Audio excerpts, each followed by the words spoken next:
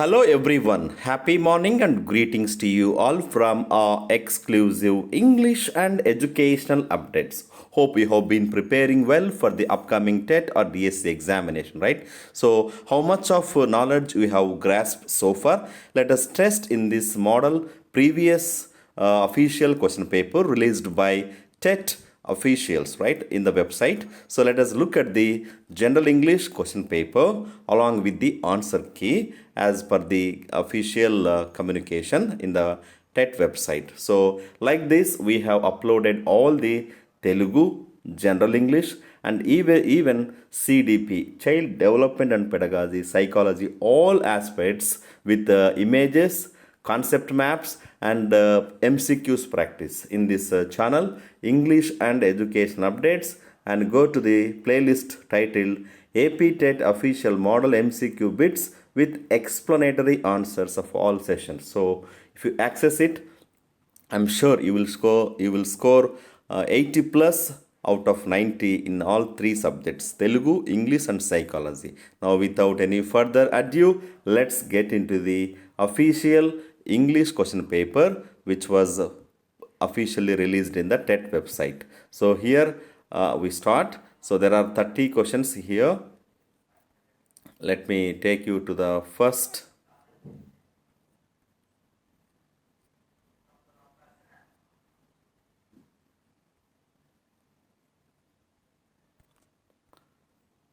So we will start with the first question. The field was draped in a curtain of rain. So please let me explain it here. Pick out the synonym of the underlined word. So here, the field was draped in a curtain of rain. So an exact sentence from the literature point.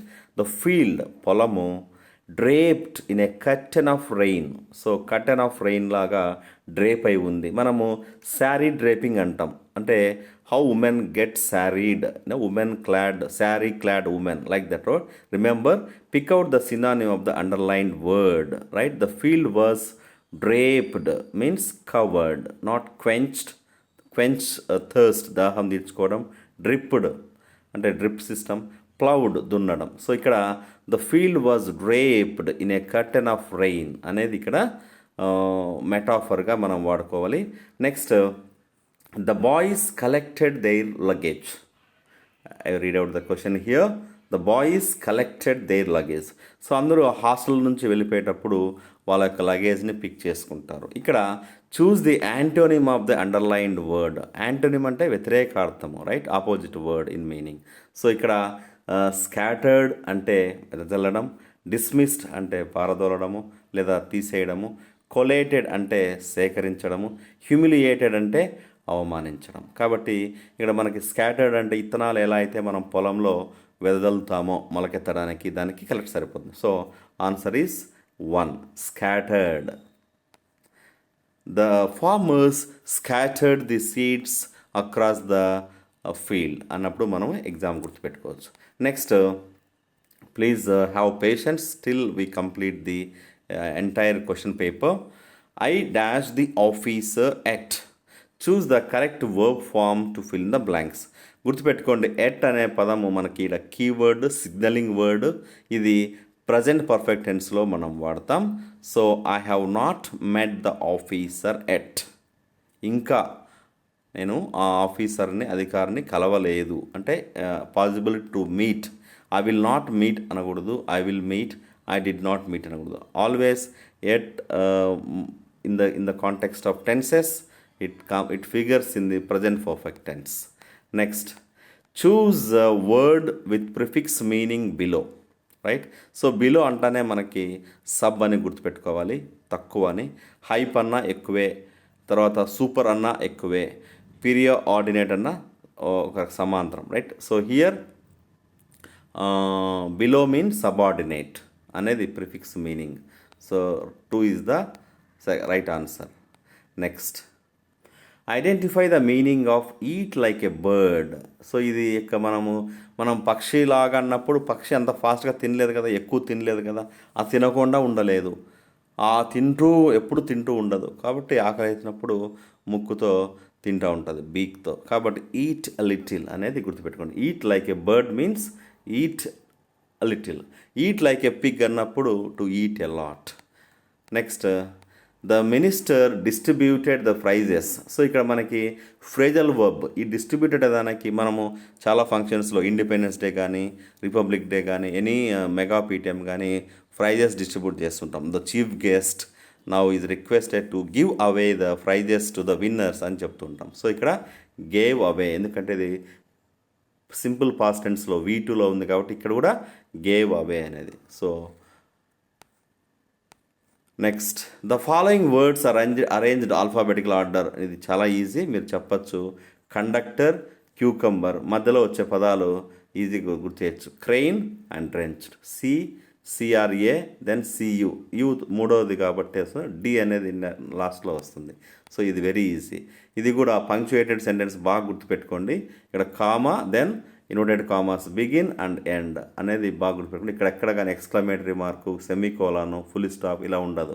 ఇది maximum direct and indirect స్పీచ్లో మనకి ఎక్కువ punctuation marks అవడానికి అవకాశం ఉంటుంది. So second is the right answer. Next choose the sentence that correctly converts the compound sentence into complex. So compound sentence అని చెప్పుకున్నాం, 2 main clauses చెప్పుకున్నాం. కాంప్లెక్స్ అంటే ఏమి, మెయిన్ క్లాజు ఒక సబార్డినేట్ క్లాజ్. కాబట్టి ఇక్కడ she is highly qualified but she has no confidence. ఆమె ఎన్నో డిగ్రీస్, పీజీస్, ఎంఫిల్స్ అన్నీ చేసింది, అన్ని క్వాలిఫికేషన్స్ పెట్టుకుంది, కానీ ఆత్మవిశ్వాసం లేదు. ఈ కాంపౌండ్ సంయుక్త వాక్యాన్ని సంక్లిష్ట వాక్యంగా అన్నప్పుడు మనం గుర్తుపెట్టుకోవాలి. ఫ్యాన్ బాయ్స్లో అవన్నీ కోఆర్డినేటింగ్ కంజంక్షన్స్. ఈ సబార్డినేట్ కంజంక్షన్స్ మిగతావి అయితే ఇక్కడ మనకి దో, ఆల్దో అండ్ దో. కానీ ఇక్కడ మనకి ఆల్రెడీ బట్ వచ్చింది కాబట్టి రూల్ అవుట్ చేయొచ్చు. Although she is qualified, she has confidence. She is not only qualified but has confidence. So all are erroneous. Not only but also అనేది ఇక్కడ రాంగ్. ఇక్కడ బట్ ఆల్రెడీ వచ్చింది. So though she is highly, ఇక్కడ she is qualified కాదు, ఇక్కడ మనకి highly qualified. Though she is highly qualified, she has no confidence. So comma తర్వాత ఇది సబార్డినేట్ క్లాజు, ఇది మెయిన్ క్లాజ్ గుర్తుపెట్టుకోవాలి. సో కాంప్లెక్స్ సెంటెన్స్లో ఒక మెయిన్ క్లాజు, ఒక సబార్డినేట్ క్లాజ్, ఒక డిపెండెంట్, ఇండిపెండెంట్. ఇది కంప్లీట్ సెన్స్లో ఉంది, షీ హ్యాస్ నో కాన్ఫిడెన్స్, కానీ ఇక్కడ బ్రేక్ అవుతుంది మీనింగ్. కాబట్టి దీన్ని సబార్డినేట్ క్లాజ్ లేదా డిపెండెంట్ క్లాజ్ అంటాం. సో ఇలాంటి మనము అన్ని గ్రామర్ వీడియోస్ని మనము ప్లేలిస్ట్లో చెప్పాము. Complex, compound sentences, synthesis, transformation, all grammatical items and vocabulary items are available in the playlist channel. Please do watch them for the betterment of your score. Next, choose grammatically correct sentence from the following. So గుర్తుపెట్టుకోండి, one of my friends and తర్వాత singular మనకి verb అనేది one of my friends is in Visakhapatnam. Were రాదు, are రాదు, one of my friend అని. చాలామంది one of my friend, one of my classmate అంటుంటారు. So one of my classmates అంటే క్లాస్మేట్స్లో ఒకరు అని ఇది చాలా అడుగుతుంటారు. అదేవిధంగా గో హోమ్ అనేది కూడా అడుగుతుంటారు. గో తర్వాత ప్రిపోజిషన్ రాదు, ఎందుకంటే అది హోమ్ అనేది place adverbial.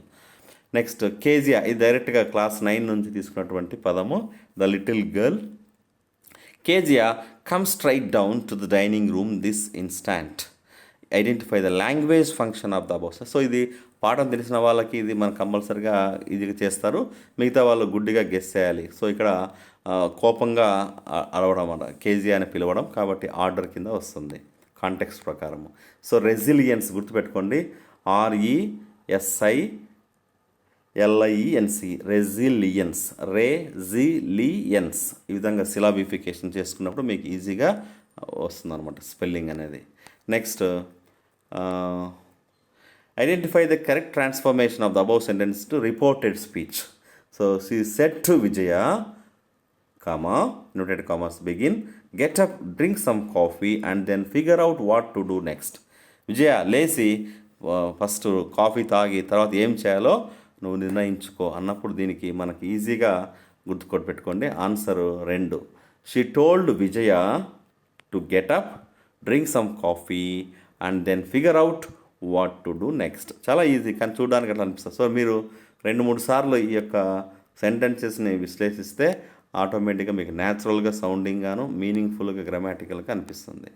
Next identify the sentence with a noun clause. Noun clause అన్నప్పుడు ఐ నో డాష్ సంథింగ్, ఏదైనా కావచ్చు. ఐ నో అన్నప్పుడు మిగతాదంతా మన నౌన్ క్లాజ్గా తీసుకోవాలి. I knew where I could find him. So మిగతా చోట్ల లేదు చూడండి, సబ్జెక్టు డైరెక్ట్గా వర్బ్, సబ్జెక్టు వర్బ్, ఇక్కడ subject verb plus something is there. కాబట్టి ఇది I knew where I could find him. Noun clause అన్నప్పుడు మనకి ఆబ్జెక్ట్ సెన్స్లో కానీ సబ్జెక్ట్ సెన్స్లో కానీ ఒక గ్రూప్ ఆఫ్ వర్డ్స్ ఒక పర్టికులర్ మీనింగ్ కలిగి ఉంటుంది. Next, identify the person who doesn't like art or music. So monarch అంటే ఇక్కడ ఎవరి మాట వినడు, యాంటాగనిస్ట్ అంటే ప్రొటాగనిస్ట్కి ఆపోజిట్ విలను, ఈగోయిస్ట్ అహంకారి. సో నెక్స్ట్ మిగిలినది ఆర్ట్ మ్యూజిక్ అంటే ఇష్టపడినవాడు ఫిలిస్టైన్ అని గుర్తుపెట్టుకోండి. నెక్స్ట్, న్యూస్ అనేది ఆల్వేస్ సబ్జెక్ట్ వర్బ్ అగ్రిమెంట్ అడుగుతుంటాడు. The news is false. So మనం వేసి వచ్చిన మాత్రాన వార్త అంటే ఒకటే అనమాట, group of piece of information. Next, pick out the negative declarative. Very easy. He doesn't like mirchi bajjis. Next, freezing the temperatures they trekked for hours. So మనకి ట్రెక్ గంటల కొద్దీ ఎక్కడము, తర్వాత అక్కడ ఎముకల కొరికే చలి, ఇది మనకు ఆపోజిట్ మీనింగ్. సో ఉన్నప్పటికీ ఎక్కారు కాబట్టి ఇక్కడ in spite of the freezing temperature. In spite of బదులు డెస్పైట్ ఇచ్చిన correct answer. In case of అనేది కారణం కాదు, యాజ్ ఎ రిజల్ట్ తత్ఫలితంగా, బికాజ్ ఆఫ్ ఎందుకనగా. సో మూడు ఇక్కడ మీనింగ్ఫుల్గా సెట్ అవ్వవు. Next, use the correct article that fits in the sentence. History is not only the story of the Alexanders but of ordinary people as well. So ఇక్కడ వాడు confuse చేశాడు కాబట్టి ఏ ఒక Alexander స్టోరీనే కాదు, ఇది చాలామందికి. సో ఏ వస్తుంది, ది వస్తుంది. వాడు ఈ విధంగా వాడు సరైన ఆన్సర్ అంటే ఆప్షన్ ఇవ్వలేదు కాబట్టి ఇది యాడ్ స్కోర్ కింద అన్నీ కరెక్ట్గా ఇచ్చాడు. Candidate will get full marks for this question. So ఇది గుర్తుపెట్టుకోండి, మీరు అటెంప్ట్ చేసి ఉంటే డెఫినెట్గా ఏదో ఒక యాడ్ స్కోర్ అనేది వస్తుంది ఒకవేళ ఛాలెంజ్ చేసినప్పుడు. నెక్స్ట్, ఇది ఆల్వేస్ గుర్తుపెట్టుకోండి, సెలక్షన్ ఆఫ్ టాయ్స్, గంటల కొద్దీ ఆడుతూ ఉంటారు. Temporary action that continued for some time in the past. My brother అంటే నో లాంగర్ అయితే యూస్డ్ వస్తుంది. My brother would play for hours with a selection of toys. Choose the modal verb అన్నప్పుడు మనకి modal వర్బ్స్లో ఇవన్నీ would, could, must, might, will, shall ఇవన్నీ ఉంటాయి. ఇక్కడ పాస్ట్ హ్యాబిచువల్ యాక్షన్కి యూస్ టు వుడ్ వాడతాం. అయితే లక్కీగా యూస్ టు ఇవ్వలేదు కాబట్టి మీరు ఈజీగా వుడ్ సెలెక్ట్ చేయవచ్చు. Next, which of the following sentences contains no possessive pronoun. Possessive pronoun అంటే చూడండి, ఇక్కడ యువర్స్ నీది, అవర్స్ మాది, హర్స్ ఆమెది, ఇక్కడ ఎస్ అనేది యాడ్ అవుతూ వస్తుంది. కానీ ఇక్కడ డైరెక్ట్గా యువర్ ఐడియా సౌండ్స్, నీ యొక్క ఆలోచన చాలా బాగుంది, ఆసక్తికరంగా ఉంది అనేది పొసెసివ్ సెన్స్ ప్రొనౌన్లో లేదనమాట. రైట్. సో అది కూడా పొసెసివ్ ప్రొనౌనే కానీ పొసెసివ్ ప్రొనౌన్ కాదు.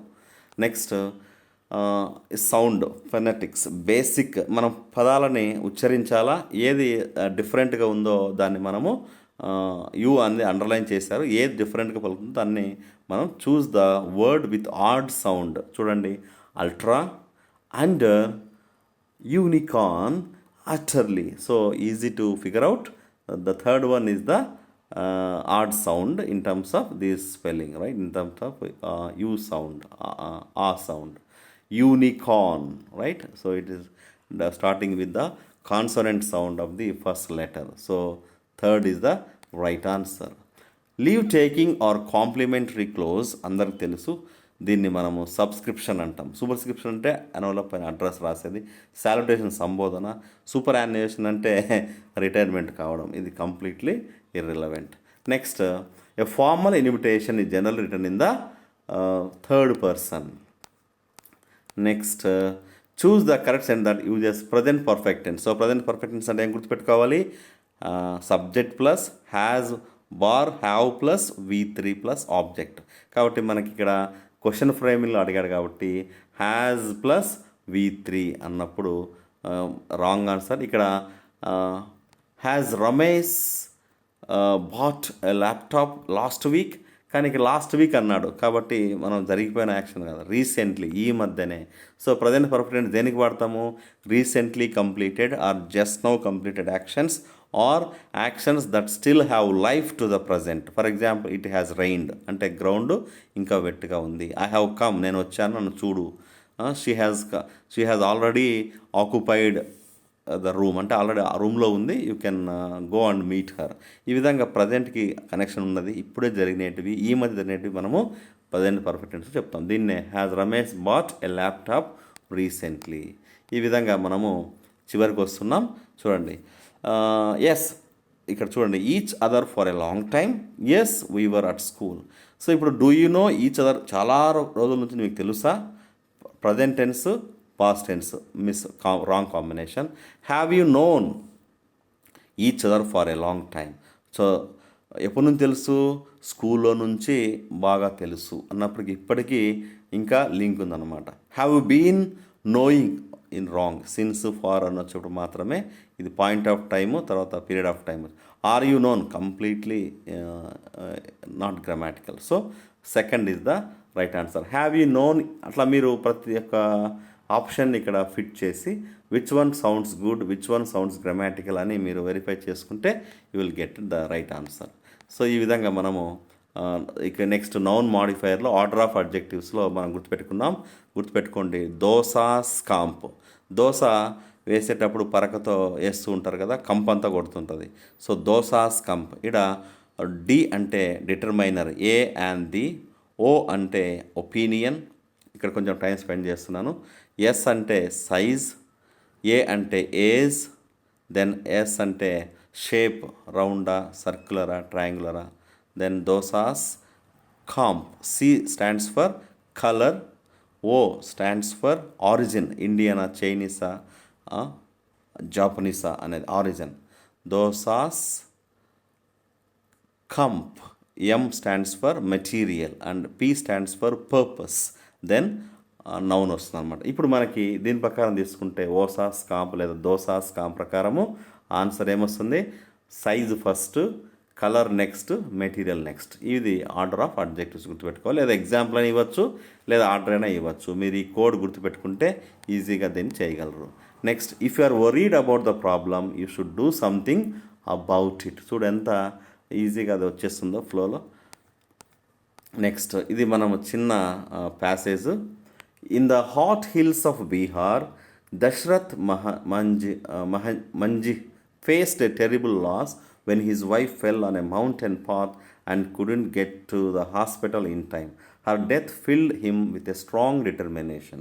He stood before the huge mountain that blocked his village from the nearest town and decided to break it with just a hammer and chisel. Now answer the following question. What was the terrible loss faced by Dashrath? So answer ఈజీగా గుర్తుపెట్టచ్చు, death of his wife. Next అదేవిధంగా next, the battle of Chancellorsville is one of the most famous battles of the civil war took place in Virginia in the spring of 1863. For months the two armies had been staked out on opposite banks of a narrow river. So ఇక్కడ the two armies అనేది underline చేసుకున్నప్పుడు మనకి ఇక్కడ రెండు army names వస్తాయి. The Confederate troops, ఒక group పేరేమో సైన్యం పేరు the Confederate troops, were led by perhaps the most revered military tactician in American history, General Fort. So ఆ యొక్క సైన్యానికి అది అధ్యక్షత వహించినటువంటి అమెరికన్ హిస్టరీలో general Robert E Lee. The union leaders. So next చూడండి, ఇక్కడేమో వర్, అక్కడ మళ్ళీ were. The next name of the troop is the union soldiers were led by fighting Joe Hooker. Now answer the following question. The two armies mentioned in the passage are, so very easy, ఇలా confuse చేస్తాడు. First is the right answer. So ఈ విధంగా మనము next వీడియోలో only ఎక్స్క్లూజివ్గా English content 60 marks సంబంధించి తెలుసుకోబోతున్నాం. So until then please go to our playlist and access all the uploaded videos as you all can see here on the screen. Wish you all happy learning and keep learning. All the best. Do take care. Jai Hind.